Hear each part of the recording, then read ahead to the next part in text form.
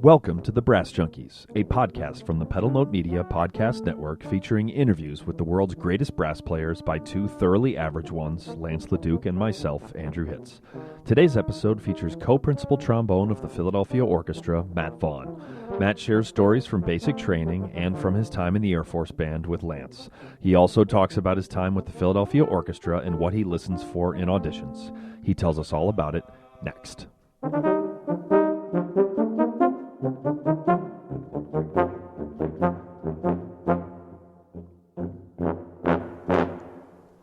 Hello and welcome to the latest episode of the Brass Junkies. I am your host, Andrew Hitz, and I am joined by my fellow host, Lance LaDuke. How are you doing this afternoon, Lance? I feel like I'm retaining water a little bit. What? Too much sodium, or I don't know what. I just feel puffy. Well, we just interviewed Chris Castellanos from the previous episode, and you weren't retaining water at that point. So what happened in the intervening hour and a half? In my apartment, I have a salt lick, and I usually just do it first thing in the morning, but I hit it again right between. I shouldn't do that. You hit the salt lick in between interviews. Mm-hmm. There you go. I really wonder why. I really wonder why anyone agrees to be on this podcast. So, but we've got another famous brass player on the line here. So who knows? I should probably not ask that out loud. But anyway. This is a famous brass player? Well, yes. Just because he's an old friend of yours doesn't mean that he's not a famous brass player. So those are not mutually exclusive. Right. I know you've known him since he was a nobody, but yeah. Anyway. Or that's what Lance says. So, before we move on to the guest who we've already insulted, and what else? Actually, we could probably just call it, right? Just ask him his advice for Jens, and then be done. A shirt on too. I mean, that's make it. You guys see this? I gotta watch this for an hour. So, you guys know the drill. If you could go to iTunes, if you could give us a rating, but not based on this intro, please. On the better parts of the other episodes, and leave us a review. It would help other people find us. And if you'd like to support the show, you could even just donate $1 per episode. Would help us with costs of producing and hosting and all that other stuff. You can go to patreon.com/thebrassjunkies, and that would be incredibly appreciated. So a nice show of support. So, all right, without further ado, we have a very famous brass player with us. I'm going to say that every time I say it, he looks uncomfortable, so I'm just going to keep saying it. This is a trombone player for the Philadelphia Orchestra, Matt Vaughn. How are you doing this afternoon, Matt? I'm great. I'm excited to be here with you guys. Thanks for having me. I'm especially excited to talk to Lance. He's a very important person in my career. I have some real highlights and lowlights from my career that I can really trace back to Lance. Let's start with the lowlights. Sure. Well, the lowlight had to be playing duets with Lance. He and I were in the Air Force concert band together in Washington, D.C. way back when. And I just remember playing duets with him. And it was low because he sounds so freaking amazing and made me sound like a kazoo. And that's the last time I played duets with a euphonium player who just plays a beautiful sound versus the trombone. Do you remember being in Hawaii? What? You remember being in Hawaii? In Hawaii? Yeah, I definitely remember that too. We could go on and on, just you and I reminiscing. What happened? You going to share that? You're not going to share that. Showed up in the room wearing he had, that one. Okay, that's okay. Flippers. Oh no, that one's okay. Yeah. Was he wearing anything but flippers? Not butt flippers. Flippers. He had just whatever. Scuba diving. Snorkeling flippers. Snorkeling flippers. So and a mask, I think. A swimsuit at a party, Yeah, highlights for me were on tour. We just hang out in the middle of nowhere in this silly little hotels and turn on the TV and just turn the sound down and just Lance go, let him go. And he would just create narration to these dumb TV shows or movies. And that was awesome. Back in the olden days, for entertainment, we would just wind up the euphonium player. Right. You know, it would have been an interesting experiment if, as a control, if you had had one sober person in the room to maybe gauge how actually funny right. he was being. Yeah, I'm sure. Yeah. You had to be there for sure. We got some other enhancements to keep it entertaining. Yeah, exactly. We got that was a good way to put that on a family podcast. That was great. We got some really good stories out of Phil Munns when we had him. Oh, I bet. Yeah, including like when his roommate. That was my favorite part of that interview, was when he was hanging out with Lance and other people, and late, and they were standing in the bathroom screaming because this guy was asleep in the very next room. So they went to the bathroom to be considerate, but that next morning that the guy woke up at like 5 a.m. and opened the blinds and turned the TV on as loud as it would go and all the lights while Phil was hungover, and screamed at him, and then demanded a new roommate. I would like to say, though, that it wasn't all. That was a small percentage of the job. And Lance, in particular, was a big inspiration because he plays beautifully.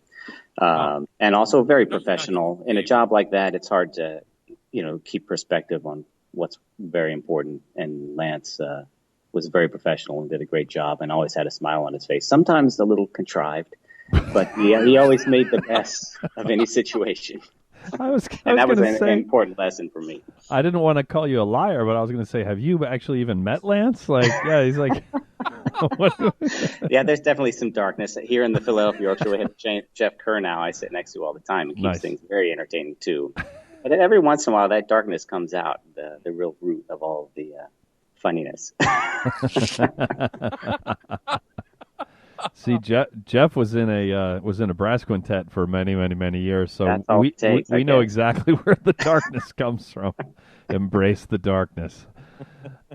All right, Lance. He's already said enough nice things about you to make me and 90% of our audience uncomfortable. So we don't have more time to talk to you. It's been great hearing how person I am. Enough about you. Let's talk about Lance some more. Okay, great. So, Mr. Vaughn. Yes. You are a twin. I am. Twin. Yeah. Play an instrument? My identical twin brother, Michael, is a violinist. Yes, he still plays quite a bit.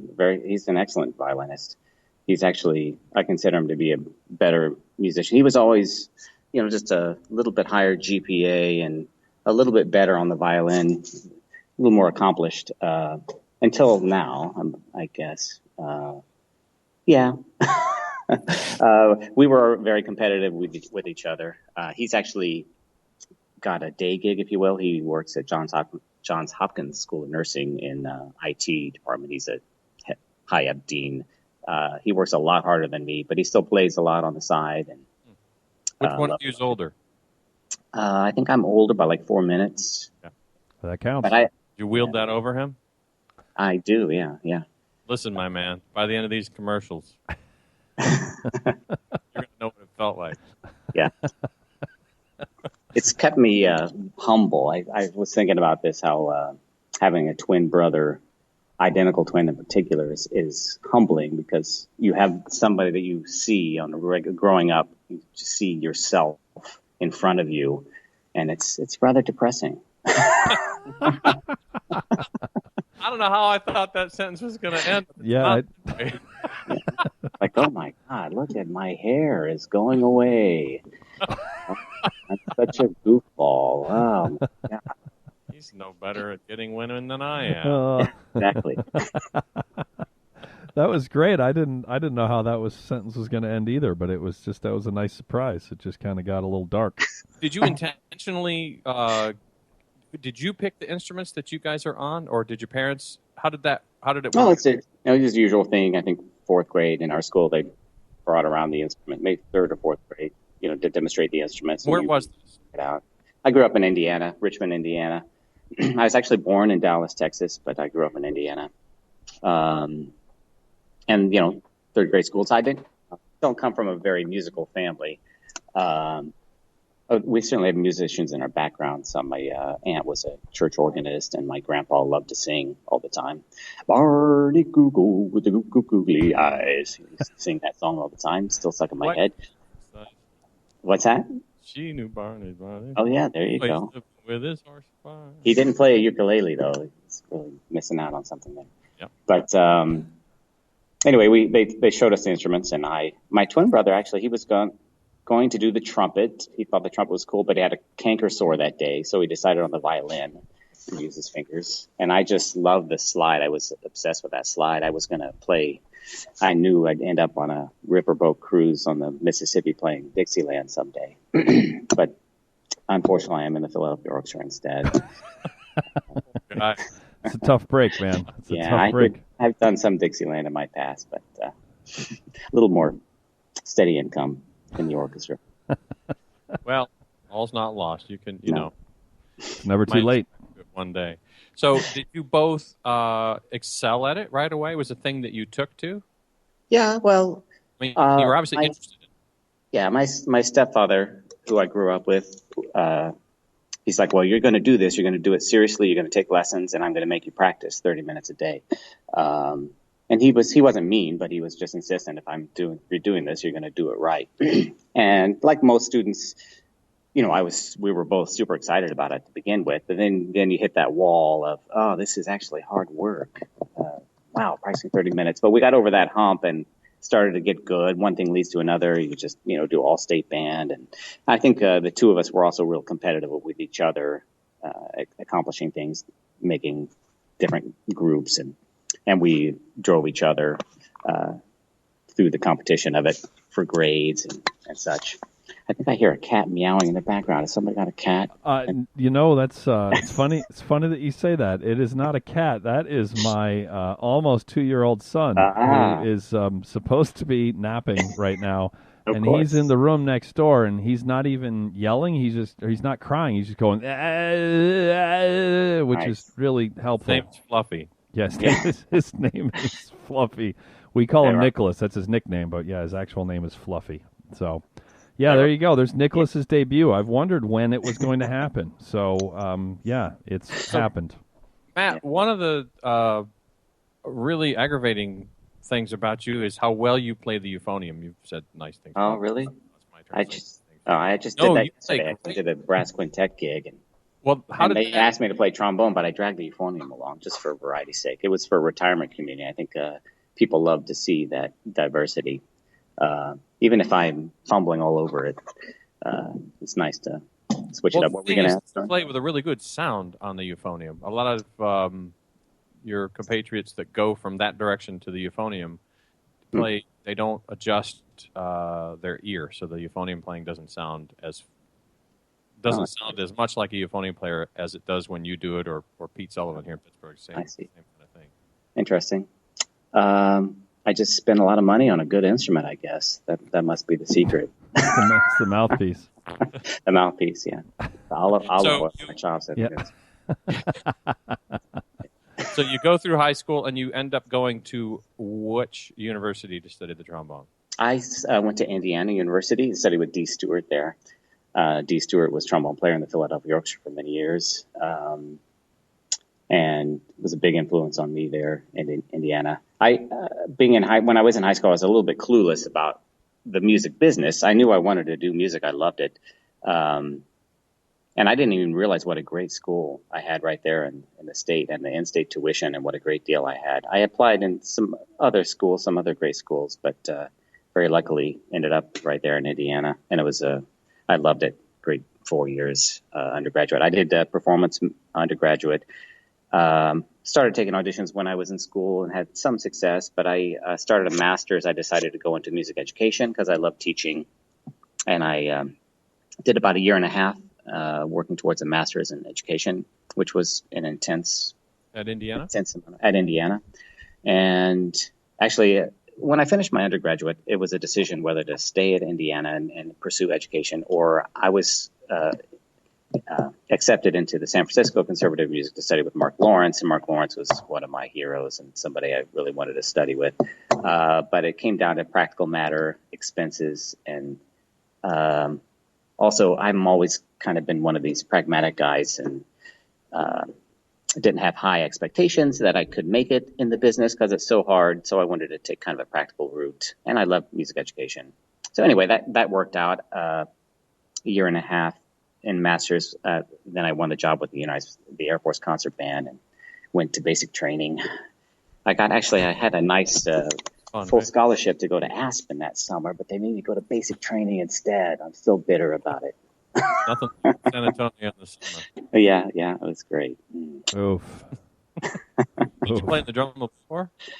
Say that again. Sorry. Did I play in the bugle corps in basic training? Yes, I did. Yeah. In basic training, at least in the Air Force, I don't know about the others. If you can play an instrument, they seek you out and they stick you in this drum and bugle corps, and it gets you out of doing KP, which was kind of cool. You actually got to leave the base a few times to do parades and stuff like that. Yeah.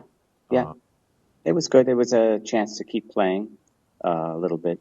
How old were you when you went to basic training? Let's see. Gosh, that's a good question. Thanks, man. Like 23, 22. I was 23. I was an old man for sure. Yeah. I had all these high school kids coming up to me for advice. I think also because my hair was thinning, they thought I was just dad there to answer all their questions.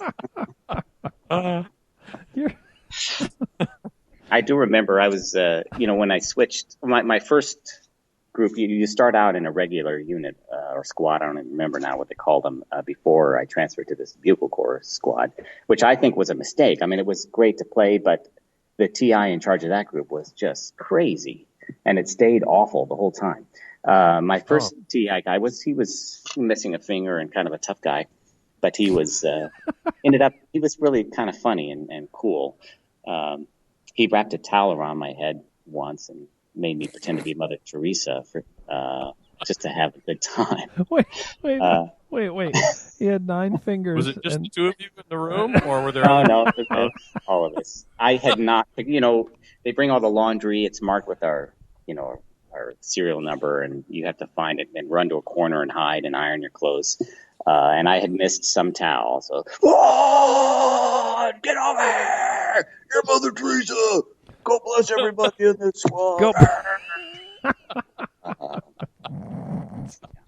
So anyway. What would now knowing you would have taken the role of Mother Teresa very seriously, and you would have seriously. In fact, I did. I did it exactly, and he finally was like cracking up. Okay, all right. Anyway, it turned out we ran into these people later, and he was a great guy, and they were having a good time, and we were still terrified of our TI in this bugle corps. Anyway, long time ago. I can't remember. Why did we get talking about this? I don't know. Story. Therapy. Jeez. Okay, so you're in the Force Band about how long? Just 4 years. I did one enlistment. It was a really tough decision. At the time, I was able to get away and take some auditions. I always knew I wanted to try to be in an orchestra. I loved the job in the band, and I loved touring around, and I loved playing band music. I'm a kind of a band geek. I did marching band in high school, and even a year at IU I was in the marching band. But I love orchestral music, and I knew I wanted to do that, and it's a good career move. So at the time, I had to decide whether to re-enlist. I was actually in the finals for the New York Philharmonic, and it was a long break between the semis and the finals. That's the first time I'd really made a big finals.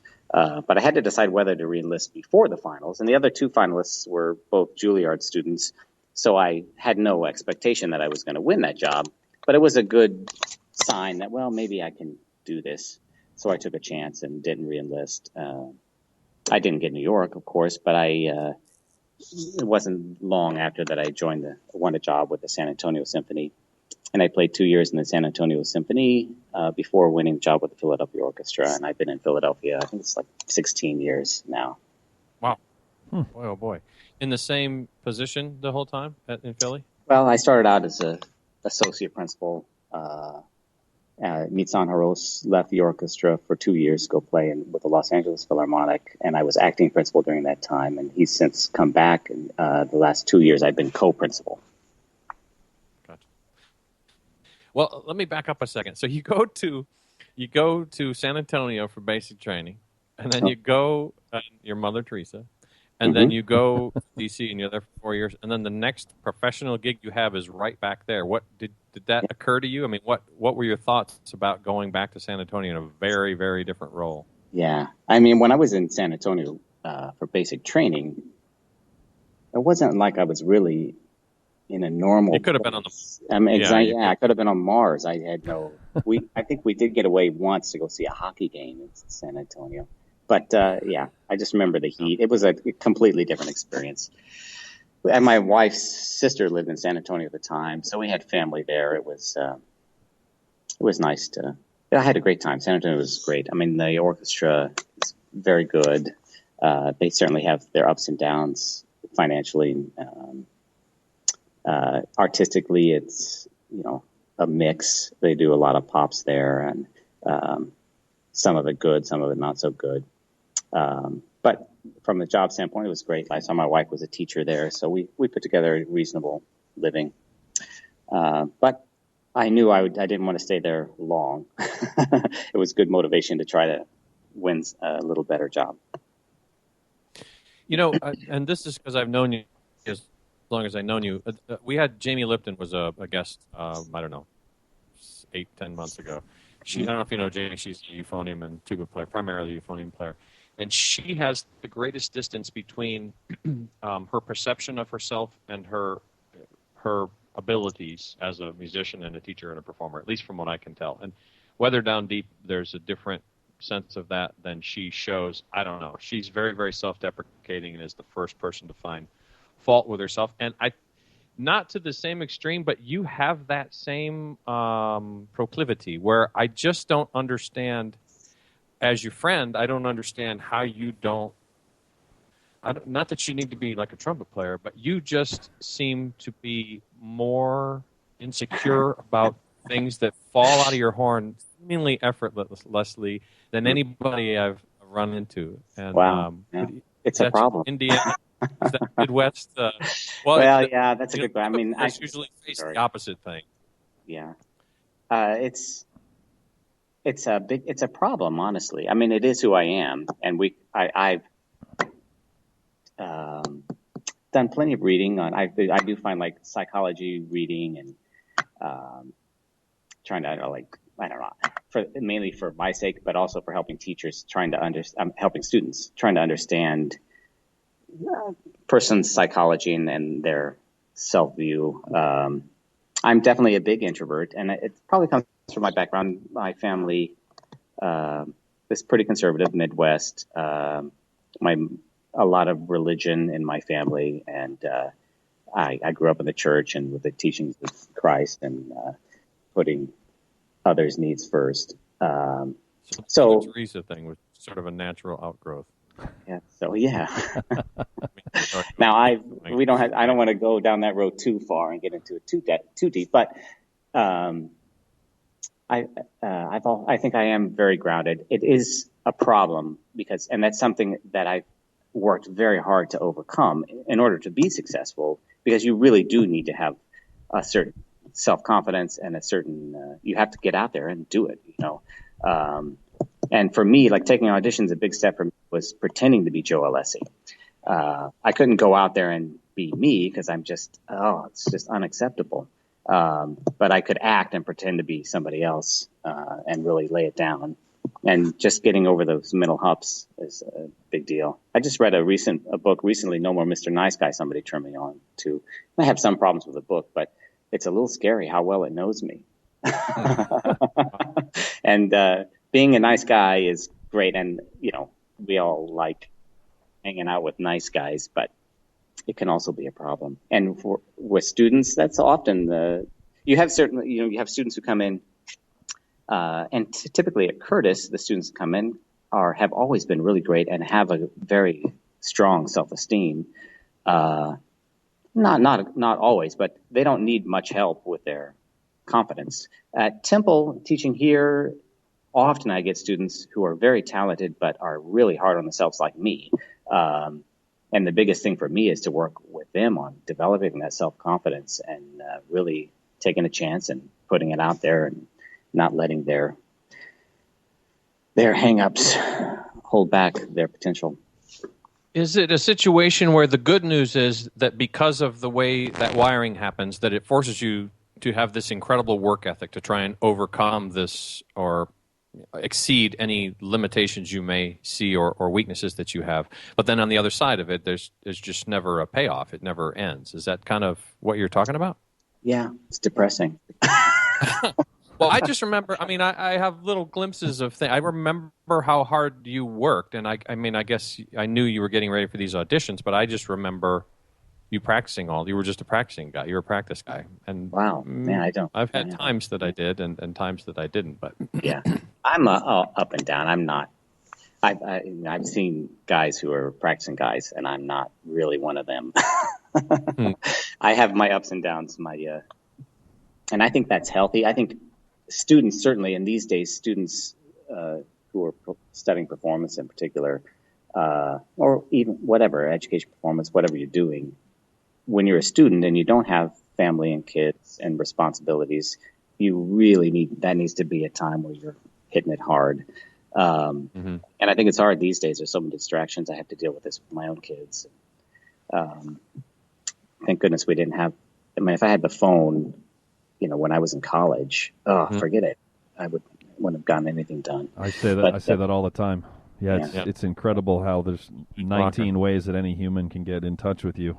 Yeah, for important or very unimportant reasons, and then it's all just every buzz, every ding, everything. I end up having to shut my phone off and close browsers and stuff because I could just be writing a blog post, which could take me 20 minutes, and if there can easily be 5 to 10 interruptions of some kind, which makes that 20 minutes 28 minutes, and makes the blog post, if it was going to be good, go to pretty good, just because it's all distracted. It's a constant challenge. Yeah, and we'll see how this affects society as a whole long term. I'm sure kids will figure out a way to do it all. So how do you approach it when a student like you, beg your pardon, when a student like you walks through the door, or you think you have something in common with that student, how do you advise them? What kind of a road do you put them on? Undoubtedly, there's people who are listening right now who resonate with what you're saying, and so how would you advise that player? Well, like I said, acting, envisioning somebody you want to be and pretending to be them, and reading, a lot of reading. Somebody recently turned me on to, I've always read various sports psychology books. One that's not a new one, it's an old one. It's called a new mental toughness training. I forget the author. I'm sure you've probably heard of it. But it, goes through specific ideas for physically getting in shape as a sports person, stress and recovery and incorporating routines, identifying problems and working on them. But a lot of that book talks a lot about psychology and identifying areas in your psychology that might be a hindrance to your development. So mainly I try to help kids out just by coaching them, and I get a little animated when I'm teaching and try to demonstrate, I want you to go, get out, shake up. It really depends on the person. Everybody's so different, but sure. Yeah. What other books come to mind? What books along the way were very helpful to you? Boy, I need to put me on the spot here. Let's see. Like Inner Game of Tennis, things like that. I've read Blink, things about biases we have, and just understand things, books to help yourself understand it. Or TED Talks is a great TED Talk I love to tell students about. I forget the woman who gives it, but it's about power posturing, where you put your body into a certain position, a power posture. Some people do that naturally. People like me tend to be, closed up and, hunched down, and just changing the shape of your body will actually change your chemistry. So I turn kids onto that, like just try that, put yourself in that power posture, and it actually will change who you are. I'll poke around, see if I can find that link. I'll stick it in the notes if I can find it. Yeah, it's great. Or if you think of it, send me the link.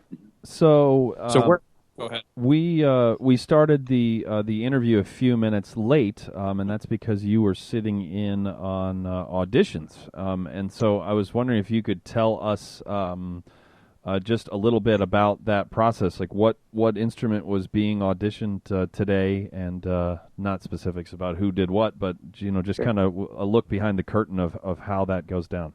Sure. Well, I'm here still in the room. We just heard some auditions at Temple University. And we heard, I was just here for the trombones. It was some education performance, undergraduates and a couple of grad students auditioning. And we could talk all day about auditions and what you listen for in different situations. Obviously, I've been on a lot of committees for here in Curtis, as well as in the orchestra. I've been on plenty of committees. I'm going to be on the committee coming up for a second clarinet audition, and I've done violin and percussion and all kinds of auditions. But here, we could talk specifically here. It's a tough decision. You don't have a lot of time to listen to someone and trying to gauge what's their suitability for performance. Let's say someone's coming auditioning for undergraduate performance. We're not going to let someone in that we don't think has the potential to become a performer. But it's also, you don't want to be a discouragement to someone. It's a real tough balance to know, to try to glean in such a short time whether they've got it made out for the audition. Quite often, and then I don't want to give too many details. Often we'll have someone audition for performance that we'll recommend for education, which is kind of a general way of saying you're behind what we would expect for someone who's going to be a performer, and maybe you should think of something else. Not that you are not good enough, but you have a ways to go. And actually, one student today asked me, he or she was auditioning for music education, and they asked, would it be best? And this person clearly was a good player and wanted to be a performer, and asked, they've been asking everywhere they audition, should I do undergraduate in education or performance? And I told them straight up, it really depends on your situation. But listening to you are a little behind. I would recommend music education. Not that you have to give up on your dreams of being a performer, but it would actually help you better. And this is what I did. I actually, not really. I did performance as an undergraduate. But even when I did performance as an undergraduate, I had it in mind. I knew there's other things. I did a minor in computer science, and I took my classes very seriously, and I love music education. I started a master's in that. I always had it in my mind that I wanted to do, I could do anything else, and I'd be fine with that. And if I could make it as a performer, that would be awesome.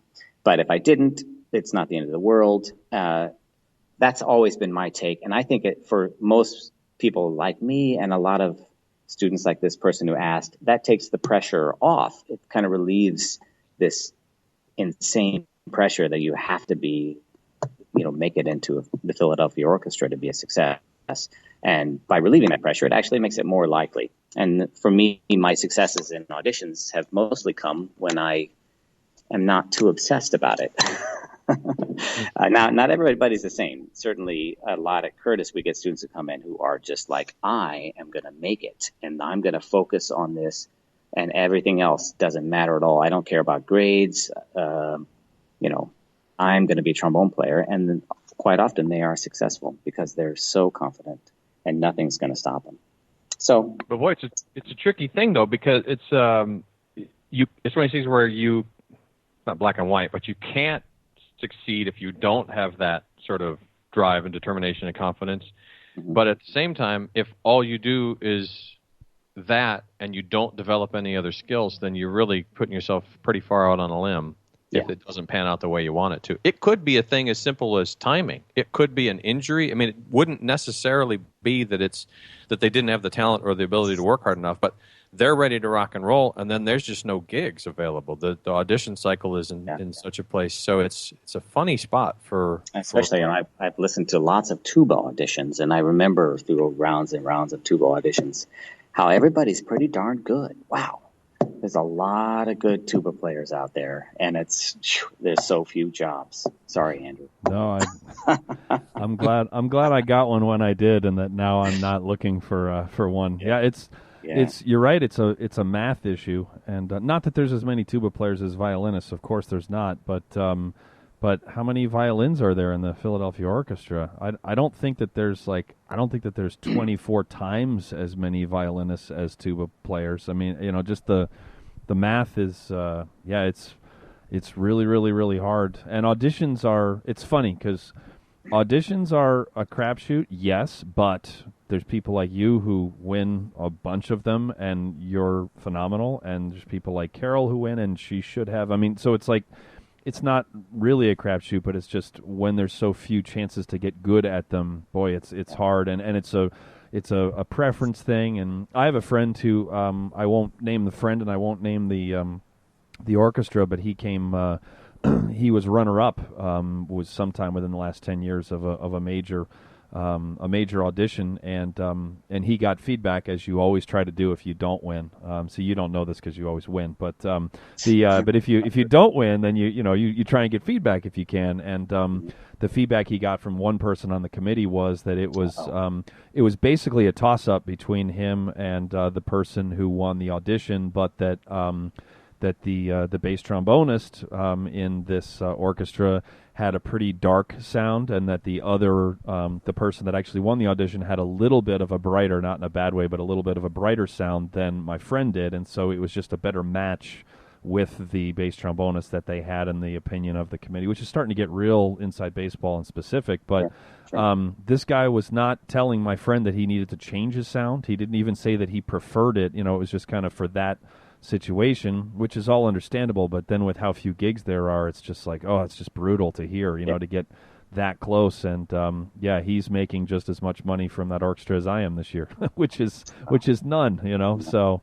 and yet people like yourself, and all joking aside, people like yourself, they, you've obviously figured out, and there are others like you who Colin Williams was recently a guest for us, and he keeps winning auditions as well. So there are some people who have kind of learned the art of doing that. So you talked about how you have been on the committees for a lot of auditions at at the Philadelphia Orchestra.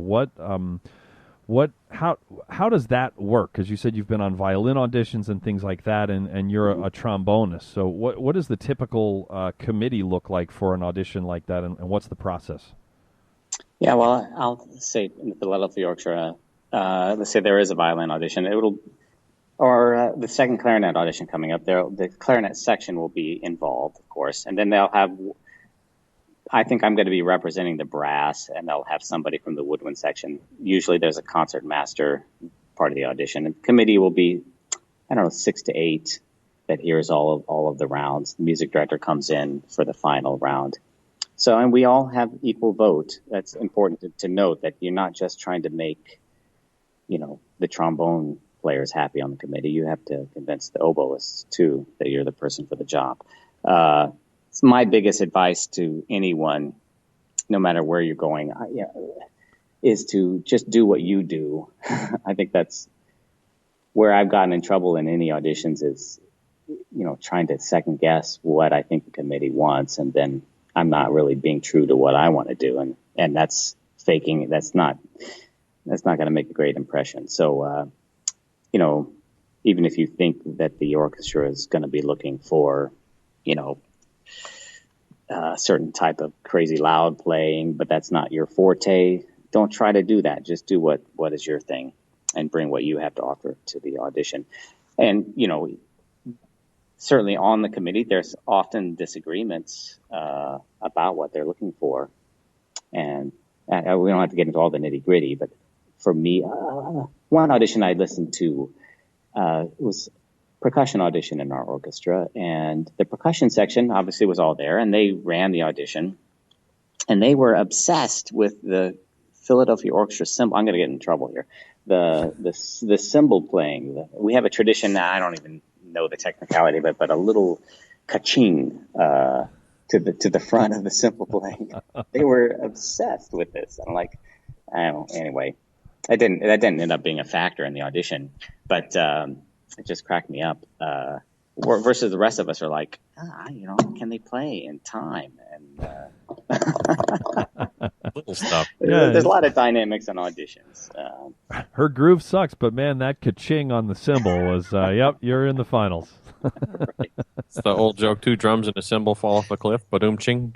Thank you very much. So, can I change the direction and ask Sure, you about the what do you do with your summers, Mr. Vaughn? With my summers, well, the orchestra does a lot of traveling. We have our regular season that goes through about May. This year, most years we do a tour at the end of the season. This year, we'll be going back to Asia. We've been spending a lot of time in China and Asia in general, and so we'll have a 3-week tour of Asia. Come back here, some concert services at the Mann Music Center. I myself have been running the Bar Harbor Brass Week for 15 years. We actually winded that down. Last summer was our last time doing the Bar Harbor Brass Week. This year we're going to go back to Bar Harbor, but just have faculty and some alumni that are doing a performance downtown Bar Harbor in collaboration with the Acadia National Park Centennial. It's the centennial of the national parks, and we're going to we've commissioned composer Terry White, main composer, to write a piece for brass and percussion that we're premiering it called An Acadian Portrait. And with narrations, kind of like Lincoln Portrait, but a tribute to the National Park Service. So I'm excited about that. The orchestra goes to Vail, Colorado, which is a highlight of the year. It's awesome being out there in the summer. I love to take the gondola up and mountain bike down. I actually injured my thumb last summer. Hitchhiking? It's actually, no, taking this. I've been telling people I was a mountain biking accident, and it was. But Eric Carlson, our second trombone player, he's quick to say, "No, Matt, you were riding a scooter. Make sure you tell people." So it was a scooter. I rent these mountain scooters. They're called.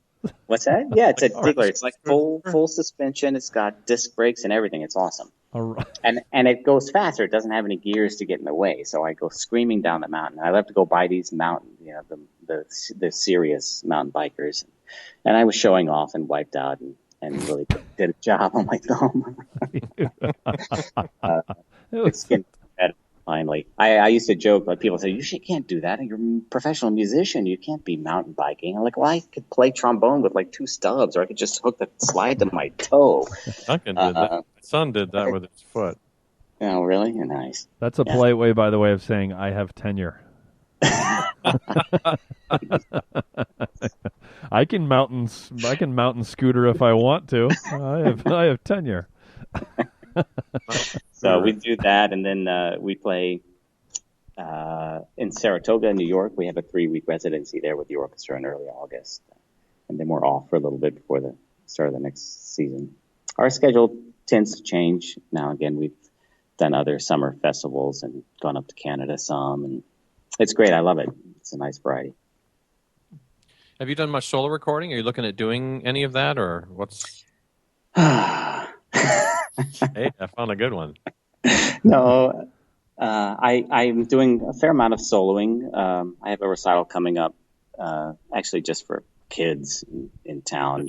Kids. I try to schedule little solo recitals either here at Temple or around and master classes and stuff, just to keep me honest and practicing and have something to aim for.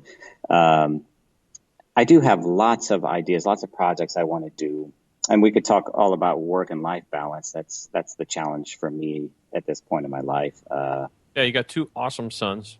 Yeah, they're 14 and 11, and awesome kids. And I love spending time with the family. I really was getting to hang with those. What? Nothing. I was complimenting your children. Sorry. It's a testament to your wife's upbringing. Yeah, she's great. Mm-hmm. So, for example, doing a solo CD, Well, actually, it kind of goes back to being a nice guy. I'm a nice guy, and I'm not a big self-promoter, which is kind of silly. And I've always been like, well, I'll just let my playing do the talking for me, and I don't go out of my way to promote myself. But I think it is really important, and it's important for students to really realize, and it's taken me forever to kind of grasp this idea that I'm not just tooting my own horn. I'm not just being a jerk. It's important for our profession and for our business that people like me are out there and promoting the trombone and promoting new music, and for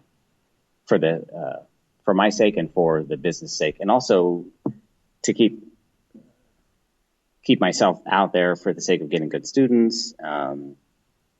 Anyway, but it's also hard. It takes a lot of time when you're at home helping the kids get their homework done in the afternoon, and then have to go back for concert at night. It's hard to find time for this. But I have lots of projects that I'll get to when I'm 85, probably. Yeah, that's. I don't know. That's when I don't know. I got through Joe's podcast that you were interviewing. Joe is very fascinating. But I wanted you to ask him how he manages, because he's a family man too. I don't know how he's managed to get so much done. He's got some kind of skill. I think actually that book I read, the problem for me is really fear. I'm deep down afraid to really go out there and do these things because I'm afraid people are going to laugh.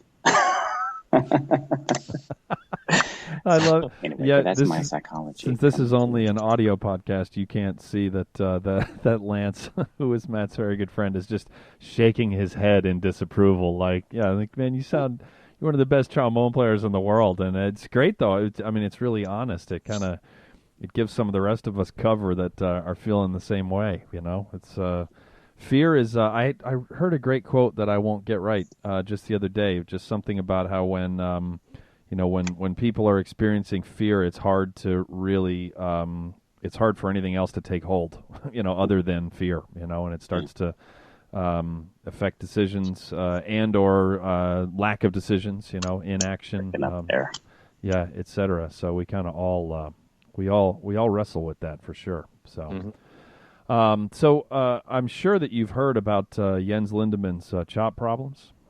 I have heard that's can be a problem. Yeah. Well, it is for him at least. So, do you have any advice or any words of wisdom for our dear friend Jens? One of my students at Curtis turned me on to a new ointment, Paw. Have you heard of this stuff? It's made it's an Australian dried fruit. I think that would be the secret. Just wipe that on. It tastes good. And take it off too. Yeah. I don't know, Jens. I don't really know, what you want to accomplish with his cures. So. Don't tell him not to be afraid. That would probably be the big thing. Don't be afraid. Don't be afraid. There you go. Brave dog, Jens. Yeah, if Jens lacks anything, it's confidence. Self-confidence is definitely one of his big weaknesses. He's your typical shy, famous trumpet player. Yeah, you're right. Yep. Yeah, we're really trying to get him to come out of his shell. This is the guy who many moons ago, when we were at one of our Christmas big band shows, we handed him the mic, which was our fault. That was on us. But we were doing a Sam Palafian arrangement called Motown Jingle Bells, which has is not just an arrangement of Jingle Bells, but it also has it's something like 20 Motown tunes that the motifs therein, and it's awesome. Nice. But Jens introducing this tune for the encore, he grabbed the mic, and then suddenly it was a wireless mic, which was also a mistake, which was on us.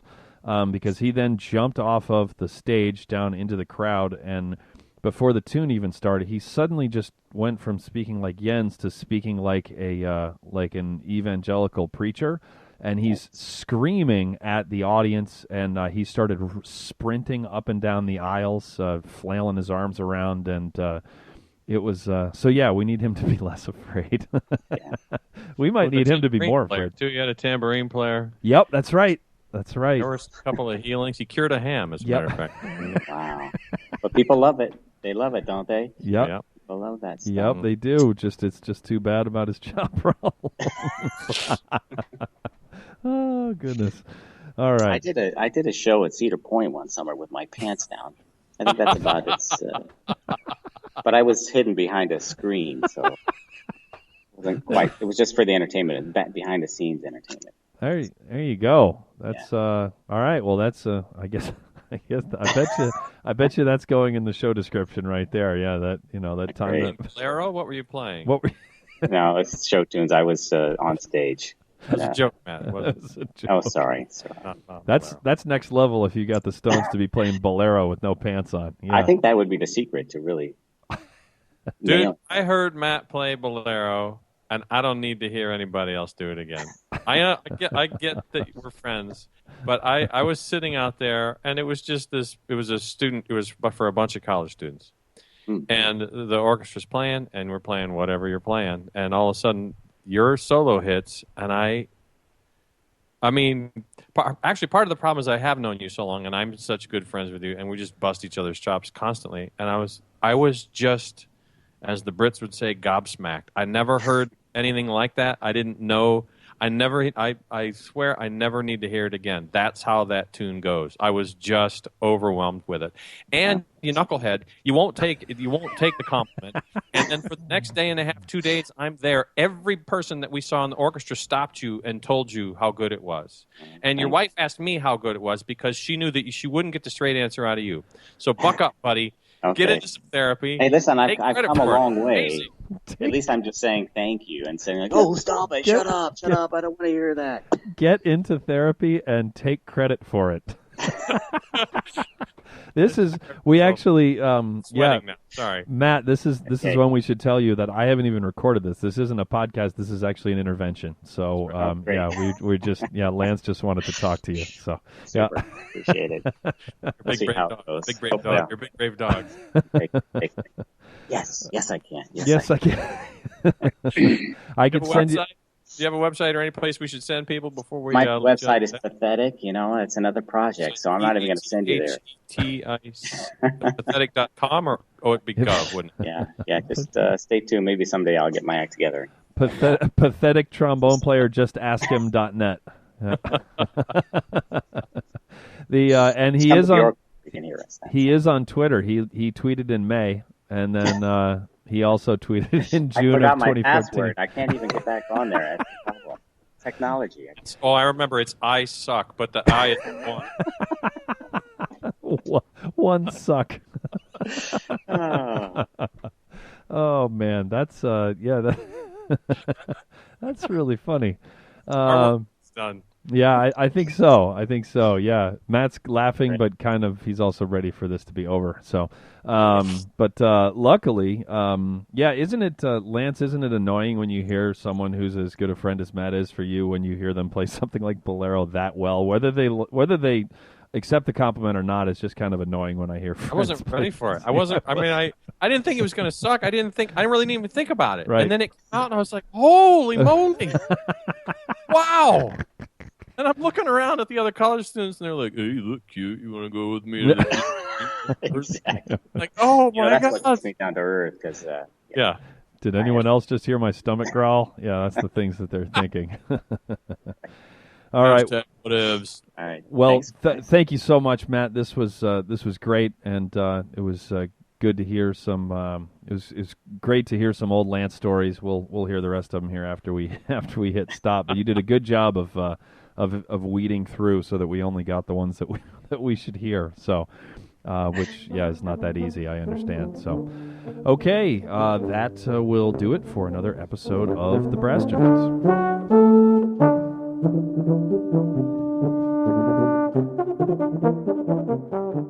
You've been listening to The Brass Junkies on the Pedal Note Media Podcast Network. If you would like to help support the podcast in order to make more episodes like this one possible, please visit pedalnotemedia.com/donate for more details.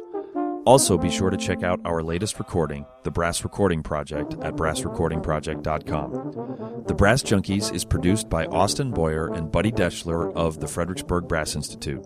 Executive producers are Andrew Hitz and Lance LaDuke. This has been a presentation of the Pedal Note Media Podcast Network. Bye.